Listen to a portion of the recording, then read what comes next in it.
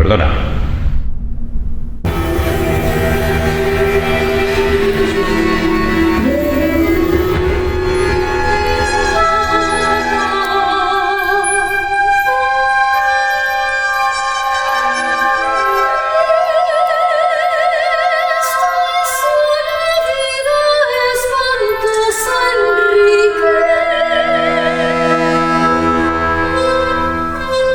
¿A quién pertenece la gente? ¿A quién pertenecemos los seres humanos?